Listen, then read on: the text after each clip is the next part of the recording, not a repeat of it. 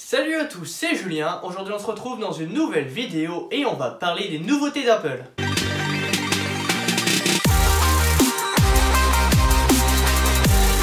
Aujourd'hui Apple du coup a présenté ses nouveaux produits, donc on va retrouver notamment c'est l'Apple Watch Series 4 et les nouveaux iPhones. Donc on va tout d'abord c'est commencer par ce que vous attendez le tous, les nouveaux iPhones. Alors tout d'abord les rumeurs avaient totalement raison au niveau des noms.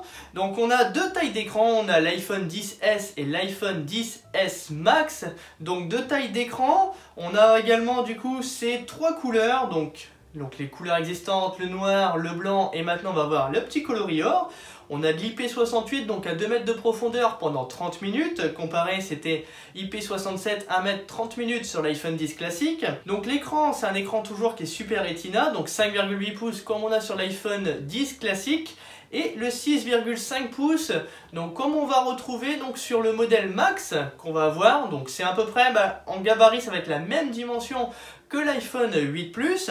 On va avoir du coup de l'HDR10, en Dolby Vision également. Pareil, son stéréo, mais par contre pas de Dolby Audio apparemment. Niveau processeur, on a le meilleur processeur jamais créé par Apple. Donc là, comme chaque année, on monte en processeur A12 Bionic.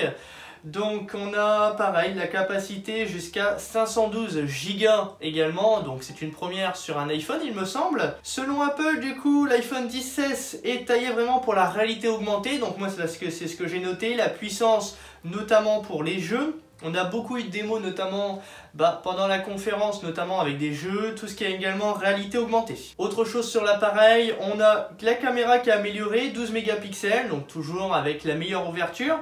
À l'avant, on a 7 mégapixels comme on avait déjà sur l'iPhone 10 et amélioré aussi également. Introduction également de Smart HDR, donc on va avoir des photos qui vont être mieux captées sous plusieurs expositions et on peut même après avec les photos c'est modifier l'ouverture donc de 1.4 jusqu'à 16 après avoir pris la photo. Donc les fans de photos vont vraiment apprécier ce nouvel iPhone, plus besoin d'avoir par exemple un appareil réflexe pour faire de superbes photos. Côté batterie, on a 30 minutes de plus d'autonomie que le 10 et 1h30 pour le modèle Max, donc qui est normal, qui est plus grand donc a une plus grosse batterie. On va avoir enfin également aussi, c'est la Dual SIM. Donc ça c'est vraiment une bonne nouvelle pour les professionnels qui veulent garder leur téléphone personnel, pouvoir mettre deux cartes SIM. Donc on va avoir une carte SIM physique pour nous en France et une carte SIM eSIM. Après, seul bémol, c'est pas encore dispo en France, les opérateurs français n'ont pas encore répondu à l'appel d'Apple pour pouvoir avoir la eSIM. Il n'y aura qu'en Chine où on aura vraiment deux cartes SIM physiques dans le téléphone. Un autre iPhone a été présenté de la part d'Apple, c'est l'iPhone XR, donc avec seulement la lettre R à la place du S comme on a sur les autres. On a du coup plusieurs coloris qu'on va retrouver sur les iPhone 5C. Là on va également aussi avoir c'est la version Red, donc la version rouge tout de suite, donc sur ces nouveaux téléphones. On a un écran LCD, donc pas d'écran OLED qui est beaucoup plus coûteux, donc pour faire réduire le prix. On a 6,1 pouces en taille d'écran, donc c'est plus grand que l'iPhone 10, mais on a à peu près le même design, du moins en façade.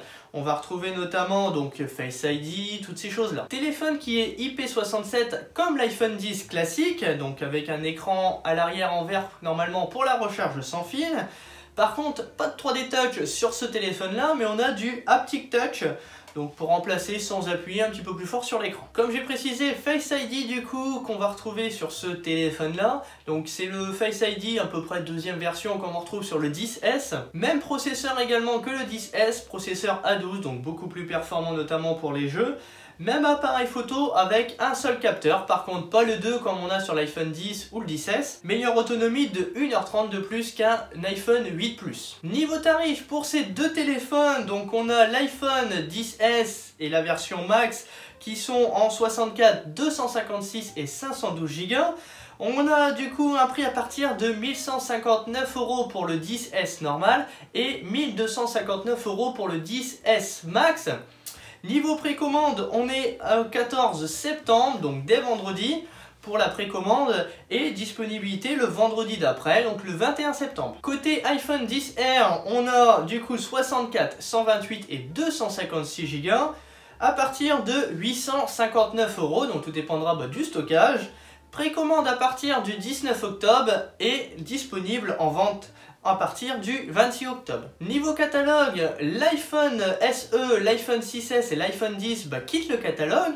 on va retrouver l'iPhone 7, l'iPhone 8, l'iPhone 10S et l'iPhone 10R également. Dernière précision, iOS 12 disponible le lundi 17 septembre. Maintenant, on va parler un petit peu, du coup, c'est de l'Apple Watch Series 4. Donc, sur cette Apple Watch, donc nouvelle version, on a très peu de bordures, comme on a peut-être pu voir un petit peu sur les rumeurs.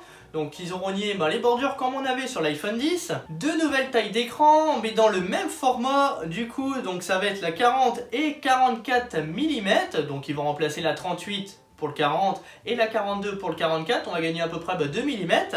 Nouveau capteur du coup qu'on va avoir sous la montre également avec le liseré rouge. Donc pour le modèle cellulaire, la petite couronne elle va être beaucoup plus discret, le petit liseré, donc ça va être juste cette contour et non pas le bouton complet. On va avoir ici également plein de nouveaux cadrans, donc ça va venir directement de WatchOS. On va avoir du coup également dedans ces nouvelles puces S4 avec du 64 bits dual core, donc là c'est pour le côté un petit peu plus technique.